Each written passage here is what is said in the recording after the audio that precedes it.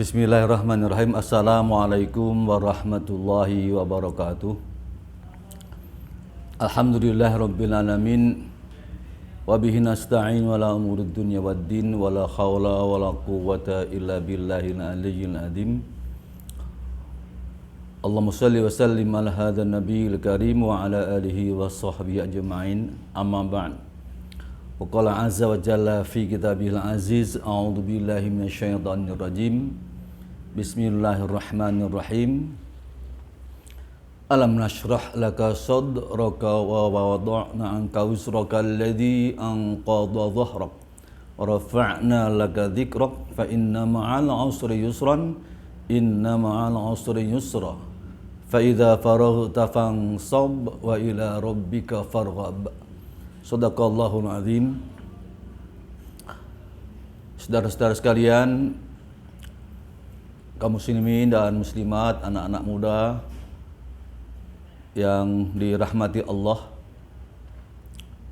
di era digital ini ada satu perubahan yang luar biasa dari kebiasaan secara konvensional, secara manual, kemudian berubah secara paradigmatis dalam tataran kerja, dalam etos kerja setiap manusia di era digital seperti ini. Oleh karena itu, mau tidak mau, kita sebagai bagian dari anak bangsa, dari bagian dari warga dunia, harus mengikuti era digital ini dalam setiap etos ibadah dan etos kerja. Nah, pertanyaannya adalah bagaimana kita membangkitkan semangat baru, semangat etos kerja baru di era digital seperti ini.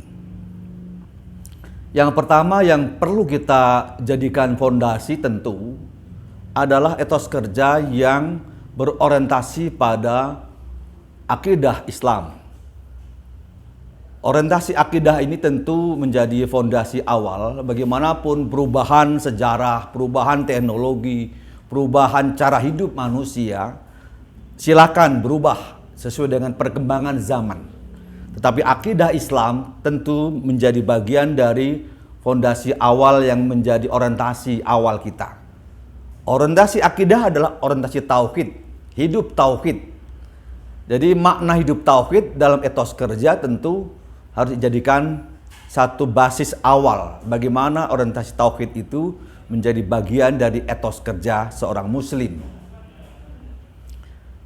Yang kedua, selain etos kerja dikuatkan dengan satu fenomena, satu dasar yang kuat dari aspek akidah Islam, yang kedua adalah bagaimana kemudian etos kerja itu dinafasi, dikuati, dibarengi dengan nafas akhlakul karimah.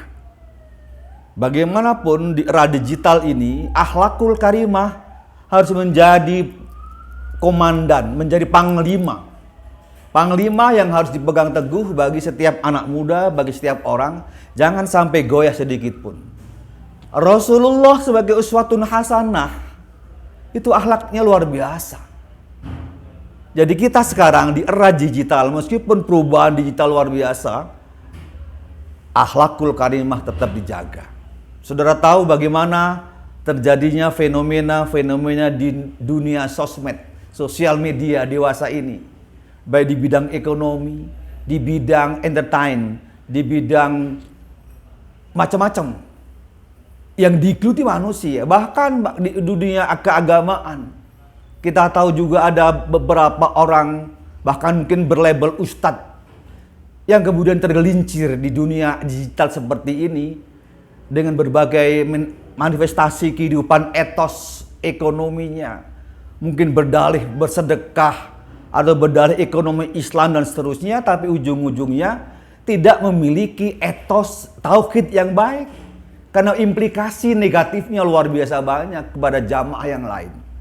Nah, ini harus ditinjau kembali. Etos kerja di era digital seperti itu harus ditinjau kembali, apakah kita sebagai bagian dari kehidupan remaja, kehidupan masyarakat dewasa ini betul-betul sudah bisa memanage dengan baik, atau kita yang di-manage, yang dikendalikan oleh dunia digital itu. Oleh karena itu, sekarang ini tempaan yang ketiga selain akhlakul karimah adalah bagaimana etos pendidikan kita sendiri dikuatkan dalam etos digital. Maka sekarang kuliah pembelajaran itu masih menggunakan sistem daring, sistem online, yang media-media digitalnya itu dimanfaatkan dengan baik. Maka disitulah etos pendidikan yang berkarakter edukasi kepada anak-anak, kepada generasi muda harus betul-betul positif.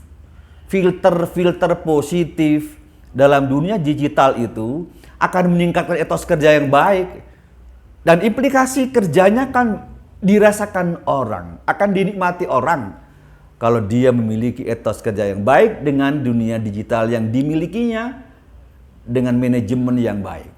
Sebaliknya orang-orang yang ceroboh, bahkan dia bermain culas atau curang atau bahkan pembohong, penipu atau kadzab, bahasa lainnya itu al-kadzab, menipu banyak orang, akan terjadi satu kondisi yang drastis menurunkan martabat kemanusiaannya itu, yang dia sebetulnya dimuliakan oleh Allah lewat teknologi digital, tapi justru dia terjerembab jatuh ke dunia yang membawa dia kehancuran demi kehancuran, martabat kemanusiaannya hilang.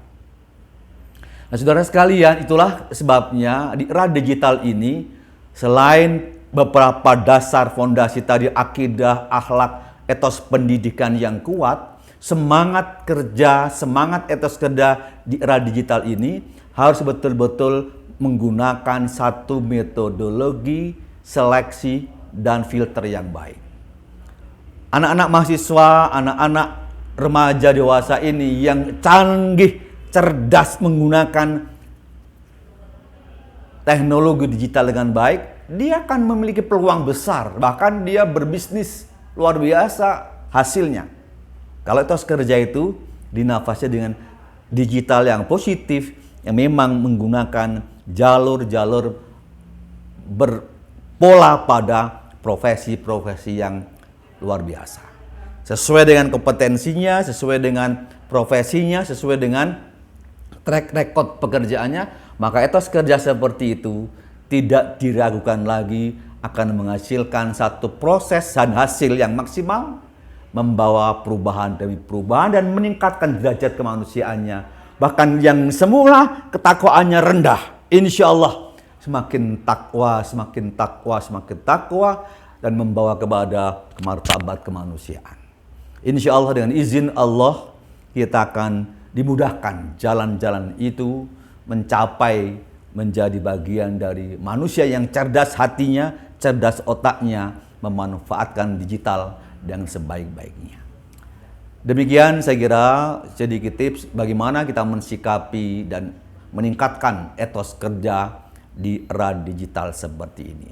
Wa'alafu minkum billahi fisabilil haq. Wassalamualaikum warahmatullahi wabarakatuh.